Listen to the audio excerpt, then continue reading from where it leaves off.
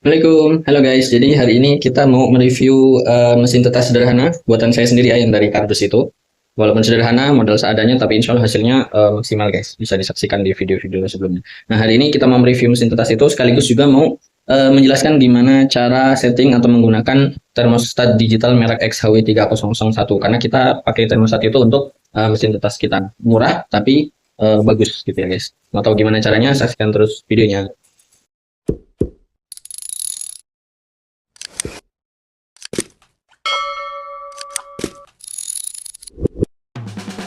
Halo guys, oke hari ini kita mau buat video tutorial cara untuk mengatur suhu di batas minimal dan batas maksimal termostat digital merek XHW3001.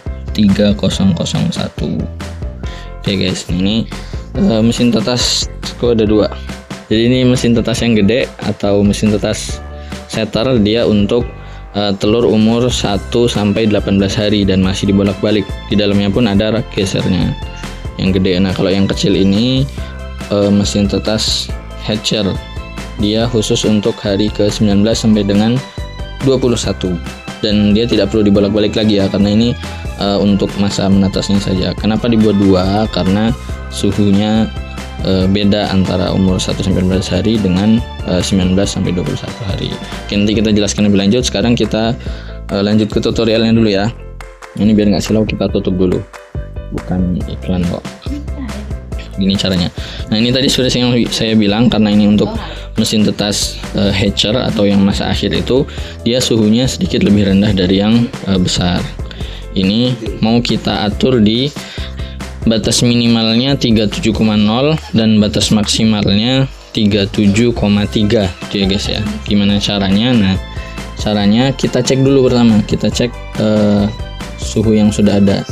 Nah, yang tombol kanan ini untuk ngecek suhu batas maksimal. Nah, 37,9 nih awalnya. Berarti ini suhu maksimal 37,9. Nah, ini yang kiri untuk ngecek suhu batas minimal 36,0. Nah, ini kita atur ya. Kita atur jadi 37,0 untuk minimalnya dan maksimalnya 37,3. Caranya kita yang maksimal dulu ya. Yang maksimal pertama pencet satu kali sebentar, terus kemudian pencet lagi yang kedua kali agak lama sampai berkedip. Setelah sudah berkedip baru kita atur naik turunnya. Begitu juga untuk yang suhu minimal. Yang suhu minimal kita pencet satu kali yang kiri, yang panah kiri, terus kemudian pencet lagi yang sebentar tadi yang satu kalian, terus kemudian pencet lagi yang kedua kalinya agak lama sampai berkedip. Kalau sudah berkedip baru kita atur. Tuh guys, ini langsung ya kita coba. Pencet satu kali, pencet lagi sampai berkedip. Nah, kita atur sampai 37. Oh, salah. Sampai 37,3. Oke, cukup. Ini suhu maksimal ya, 37,3. Kita cek lagi, coba kita pencet ya, ini suhu maksimal. Sekarang kita buat suhu minimalnya. Kita pencet satu kali, pencet lagi yang kedua kali agak lama sampai berkedip. Nah, lanjut kita tambahkan sampai ke 37,0. Oke, cukup ya. Oke, untuk memastikan kita cek lagi.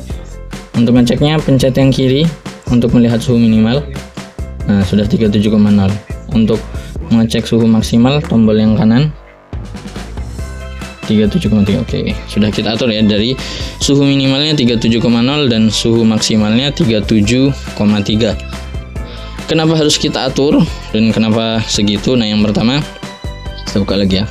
Oke, ini kan dalamnya pakai lampu pijar. Jadi kalau nggak pakai ini, nggak pakai termostat digital, kemungkinan besar bakal gagal. Kenapa? Karena suhu di dalam kardus ini, inkubator buatan ini bakal naik terus.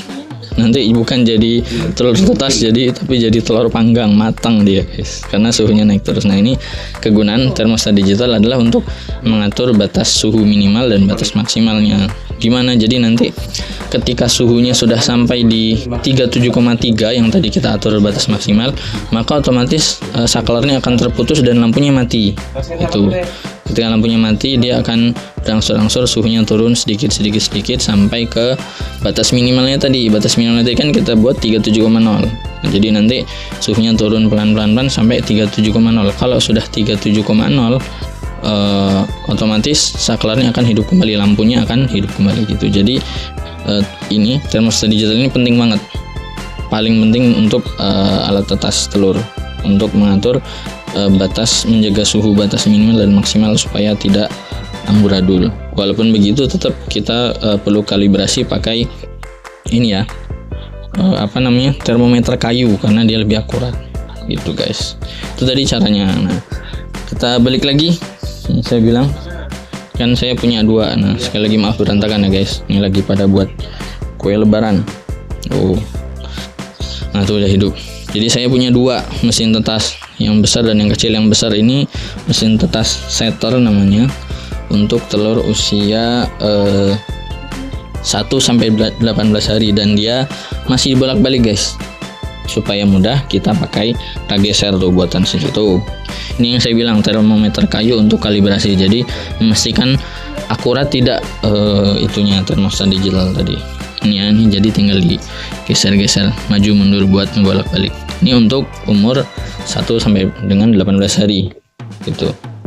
Ini plastik supaya nggak terlalu terbuka. Nah kalau untuk yang di mesin tetas besar ini, kita atur suhunya di kalau di saya ya, karena nanti setiap daerah bisa beda-beda, saya buat di 37,5. Ini suhunya agak rendah karena lagi berangin kencang, tapi nanti insya Allah bakal mengajar terus. Saya buatnya di 37,5 nih, coba kita lihat ya, suhu minimal. Aduh mana? Nah tuh batas minimalnya saya buat 37,5 dan batas maksimalnya 37,9.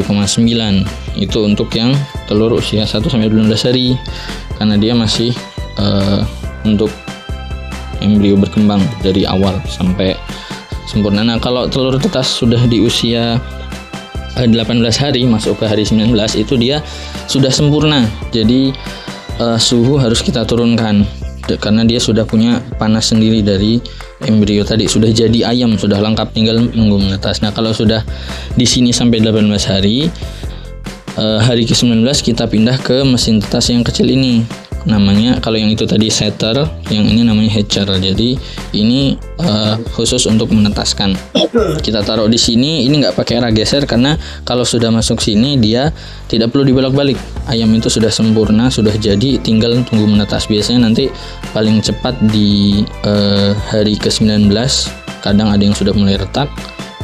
Mulai retakan biasanya di hari ke-19. Nah nanti hari ke-20 biasanya sebagian kecil 1-2 itu udah mulai menetas, dan sebagian besar menetas di hari ke-21 biasanya begitu guys, gitu ya di sini. Nah ini juga tujuannya kenapa dipisah, karena pertama tadi karena memang suhunya sedikit berbeda. Kalau sama bisa nggak bisa, tetap bisa, cuman lebih baik dibedakan, suhunya lebih rendah karena dia sudah punya panas sendiri. Nah tujuan kedua adalah supaya mesin tetas utama yang gede ini nggak kotor dan bisa langsung dipakai lagi. Kalau kita gabungin, kalau kita cuma satu kan akhirnya harus nunggu sampai netes dulu, terus kemudian kan kotor tuh harus dibersihin baru nanti bisa masuk telur lagi. Nah jadi kan lama. Tapi kalau kita punya dua, tadi setelah usia 18 hari, hari 19 kita pindah, ini juga langsung bisa masuk telur lagi. Bahkan mau setiap minggu pun masukin telur masih bisa, karena dia kalau pakai rageser kapasitasnya sekitar 50 butir. Saya sekali netesin biasanya hanya sekitar 20. Nah kalau nggak pakai rageser malah dia bisa sampai mungkin hampir 100 butir ya, karena gede kardusnya itu. Jadi lebih enak, lebih efisien ya. Yang ini yang untuk menetaskan khusus di sini, karena saya biasa menetaskan paling sekitar 20. Jadi sekalian kotor di sini, nanti sekalian yang dibersihin yang sini. Kalau yang sini nggak perlu kita bersihin dalamnya ya, karena hanya untuk membolak-balik telur aja. Tapi kalau kita gabung bisa jadi nanti ketika udah netes dia kotor semua, bahkan bisa buang kotoran di telur-telur yang masih proses penetasan gitu guys. Itu tujuannya. Oke guys ya, kita cukupkan dulu untuk hari ini. Kita lanjut untuk video-video berikutnya. Bye bye.